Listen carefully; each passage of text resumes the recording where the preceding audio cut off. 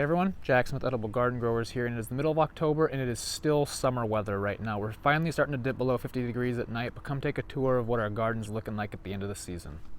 So I'm impressed to say the least. We still have quite a bit of green growth coming along, whereas at this point last year, everything was starting to die back. We'd already had some freezes. Strawberries are still doing good. The cherry tomatoes that I did not trellis up have been kicking butt. Not a huge fan of how much effort it takes to pick them, so this is the last year I'll be growing them. The heirloom tomatoes have just been kicking butt this year, so I've been stoked about that, even though I got them off to a late start.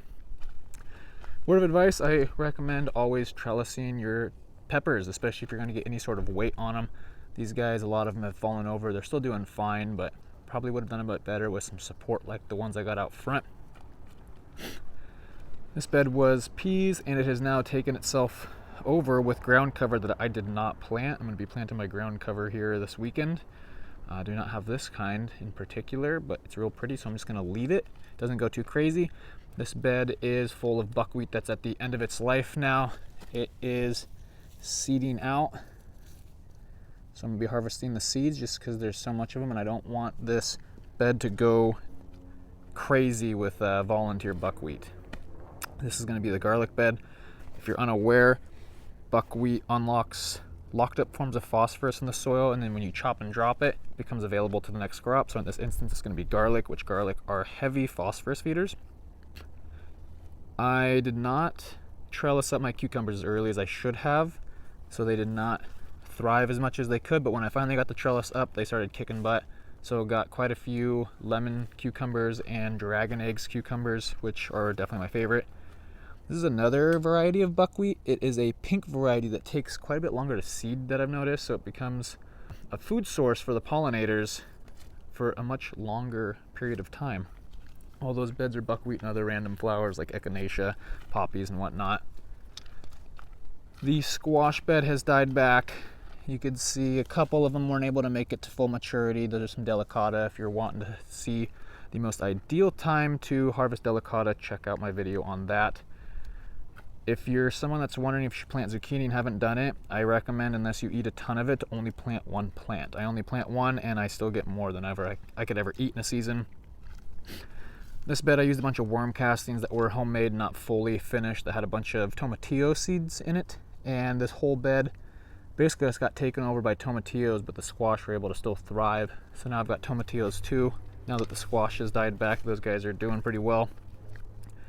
Peppers have been kicking butt as of recently. We didn't really get any sun in our area until July 1st, which is a little bit later than normal. So things were slow to start, but now they're kicking butt. It's a Bolivian rainbow, looks like a Christmas tree that starts to ripen up. One of my favorites. If you're looking for seeds, head over to pdxpeppers.com. This one has been my most productive one of the year in the pots. Fidalgo Roja, very pretty and surprisingly hot for how not hot it looks. Another gorgeous one we have right here is called the Pockmark. This is as it's ripening up. Goes through a beautiful color transition. Starts off this black color. It's almost hard to pick up the color on camera. The pumpkin wall is pretty much completely dead. Harvested most of the pumpkins. Still have a couple up there on the roof of the chicken coop that are just now finishing ripening up. Girls want to say hi. Hi, Marge. She has no idea what's going on. Hi, Peep. Honk, honk, honk, honk, honk. So that's basically the gist of the backyard. We'll now head up to the front yard. So this is my other garlic bed right here. You can see the buckwheat's dying back there as well. Gonna be chopping this up this weekend, putting it into the bed and letting it sit, and I'll be planting my garlic here real soon. Calendula and a couple other things mixed in this front bed. If you're unaware, calendula acts as a great banker plant. It attracts aphids, at least from my experience, and makes it so that way they don't go after the other things that you're growing. And then it becomes a hot spot for beneficial insects to come in and just feed on the aphids. It starts to get a bit scary in spring, early summer when they're going crazy, but then once the good buggos find them, it's all over for them. This bed was onions earlier on, but it is now turned into a volunteer chamomile bed.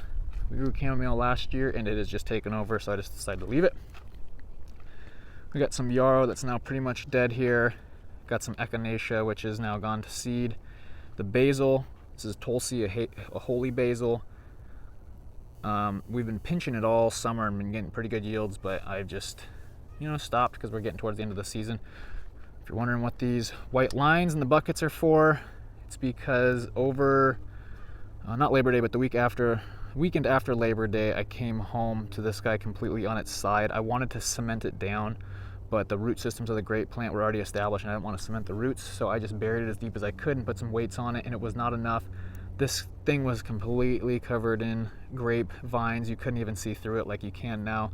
Came back, it was falling over, but luckily the plant didn't die, so I just trimmed it up and now supporting it until it goes dormant, and then I'm going to use some rebar or some stakes to really stake this guy into the ground. Got some more basil right here. The blueberries have just gone completely dormant. So this is chicory right here. It puts out a really pretty flower. It's very similar to dandelion. It's in the same family. It is, in my opinion, even more aggressive than dandelion. So if you let it go to seed like I am right now, it's going to turn into just a complete mess. So I don't really recommend it unless you're really diligent about this type of stuff, because now the paths have gotten completely filled with chicory babes. So because we've had such a warm late season, I didn't have to put the covers on my peppers until 3 days ago, whereas at this point last year I had to harvest everything because we were getting freezes. So these guys are just doing absolutely great right now. We got lemon drops on the left hand side. They've been heavy producers. The right hand side is we got pepperoncinis up here in front, and then a variety of different jalapenos. If you don't stay up to date with what I do, I run a small pepper business and I make a lot of hot sauces. So I've already been harvesting off these guys like crazy. It's a 20-foot or two 20-foot beds. This is the 30-foot bed. It is a jungle in here. This is what I'm going to be harvesting today. The right row is a variety of different ghost peppers with different colors, with primarily white ghost. The left bed is all reapers, which have not done very well. I mean, the plants look huge, they look really healthy, but they just do not produce what I was hoping for. And this has happened a couple years in a row now, so I don't think I'm going to be growing them anymore this year. But let's try and get in here and walk down a little bit. Like you can see, there's some reapers there on the left. This right here is a peach ghost. But the majority of what we're growing is these, these guys, white ghosts.